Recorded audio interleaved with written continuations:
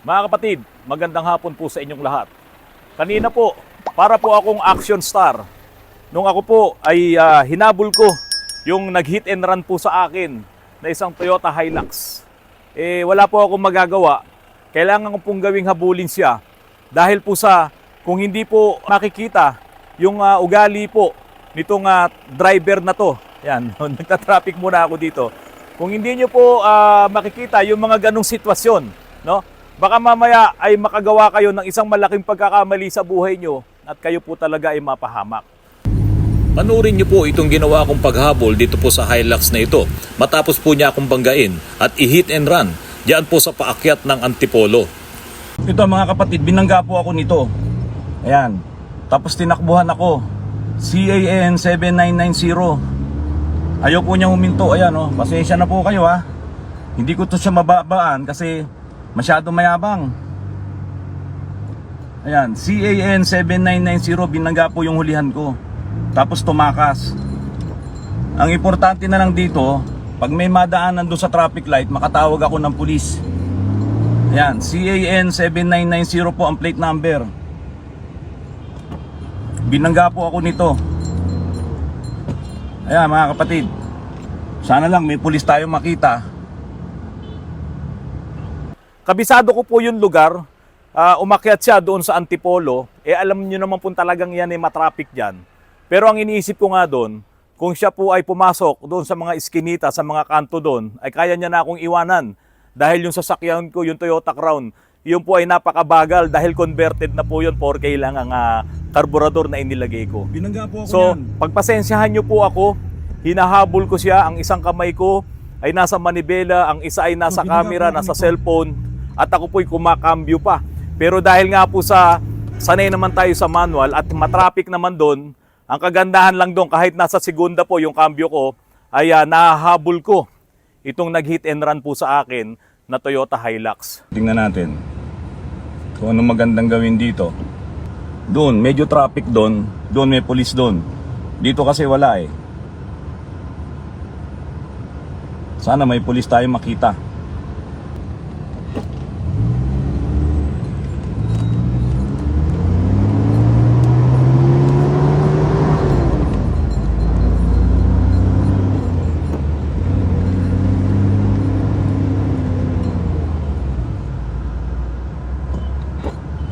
Yan po ang plate number niya, CAN 7990. Wala akong kasama eh, kaya walang makapag-video. Ang dala ko, lumang sasakyan. Kayang-kaya akong iwan ito pagka nakalampas sa akin to. Kaya lang, ang hindi ko magawa, nababaan. Siyempre, alam mo, tinakasan ka, baka mamaya kargado to. Hindi natin alam. Kaya ang kailangan dito, dapat may pulis na makita para maisumbong mo yung kalokohan ng driver na to. Alam nyo mga kapatid, doon sa sitwasyon na yon, napakadelikado po nun. Kasi nung hinahabol ko na siya at binubusinahan ko, galing kami doon sa babae. Hinit and run nga po ako eh. Nung maabutan ko na siya, bigla niya akong prenenohan. Kung hindi ka atentibo doon sa ganung pagkakataon, siya naman ang babanggain mo. At pag tumama ka doon sa likod niya dahil mataas yung sasakyan, may picture naman po ako nung sasakyan na yan, ipapakita ko po sa inyo. Talagang madidisgrasya ang sasakyan mo at lalo kang hihinto na lang doon. Babaan. Siyempre, alam mo, tinakasan ka, baka mamaya kargado to. Hindi natin alam. Kaya ang kailangan dito, dapat may makakasama kang, may pulis na makita para maisumbong mo yung kalokohan ng driver na to. Sana may pulis. Sana matraffic kami dito.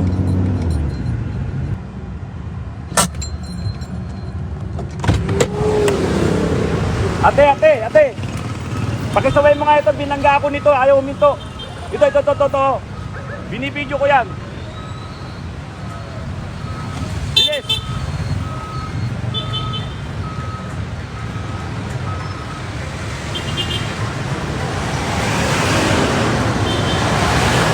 Ay.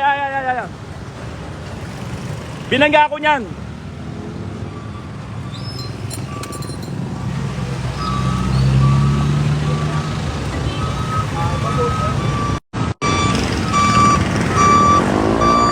Binangga ako niyan.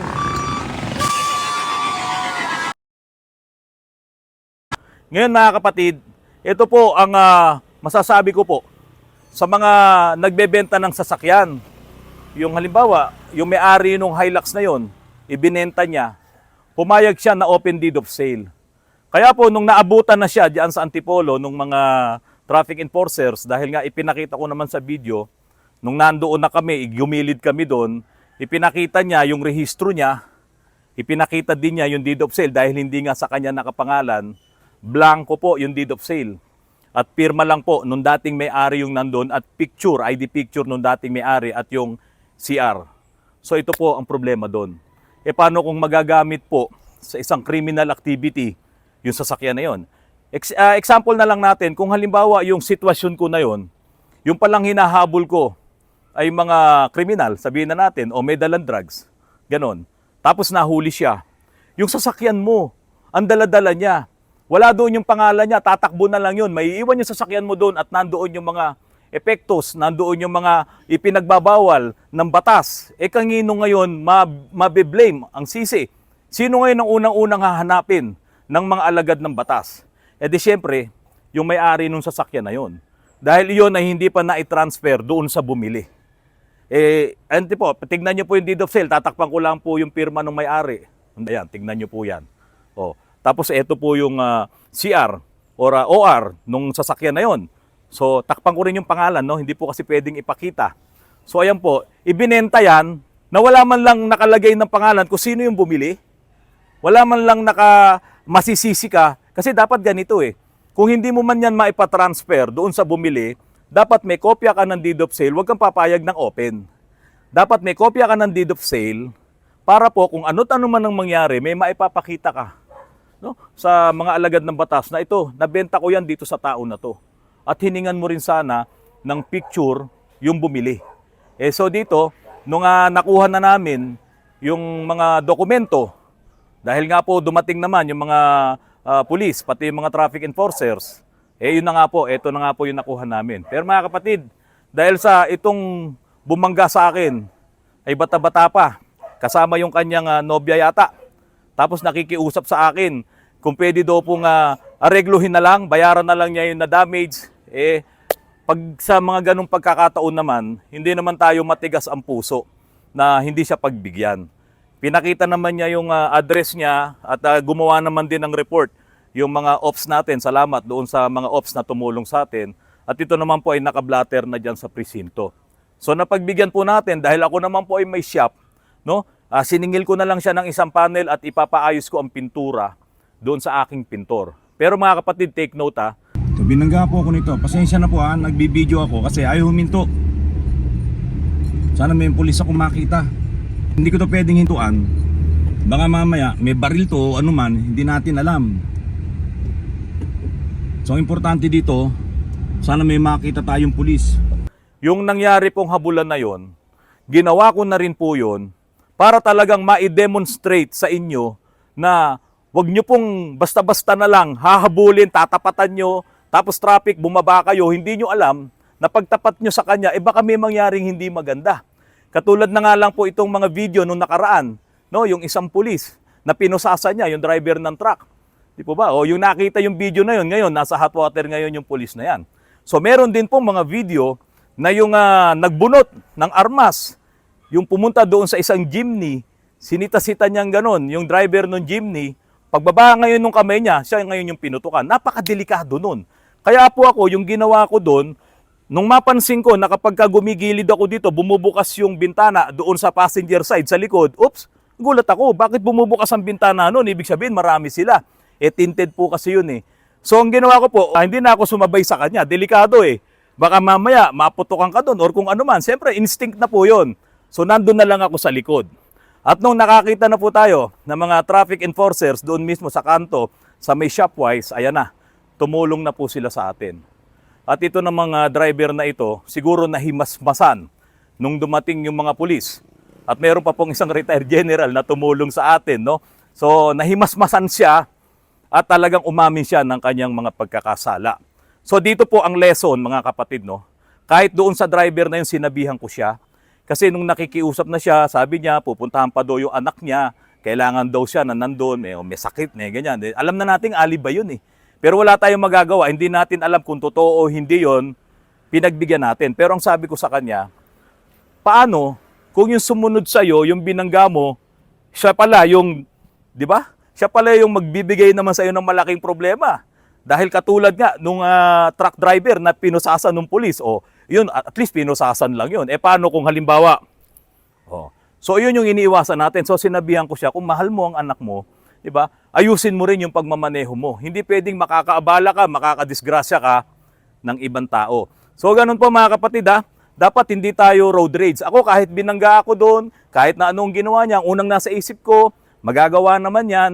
Pero dahil sa alam ko namang magkakaroon ng traffic, yung dadaanan niya, talagang sinundan ko siya at ginawa natin yung mga tamang paraan, no, sa mga ganyang sitwasyon. Ngayon kung talagang ikaw ay natakasan na, meron ka naman live video magagamit mo po yun. At isa pa po sa mga nagbebenta ng sasakyan, mga kapatid, nako, huwag po kayong pumayag na open deed of sale. Dapat may deed of sale at notaryado. Kung ano man ang mangyari, magamit man yan sa ibang mga aktibidad na labag sa batas. Safe po kayo ron, maipapakita nyo yung mga dokumento na iyan ay naibenta nyo na kung sino man yung taong bumili. Okay mga kapatid, sana po nakatulong po sa inyo itong vlog ko na ito at sana hindi nyo rin po ito ma-experience. At yung mga nagmamaneho, mag-iingat po kayo. Huwag kayong mabilis, kaskasero, tapos makakadisgrasya kayo, tapos tatakasan nyo, mag-hit and run kayo. Dumadami lang po yung magiging problema at magkakaroon kayo ng mabigat na kaso. Mga kapatid, maraming salamat po sa inyo. Paki-share, paki-subscribe at paki-likes na po itong channel ko. At sana po magkasama-sama pa po tayo sa mga susunod ko pong mga vlogs. Magandang hapon po sa inyong lahat at maraming salamat po sa inyong lahat.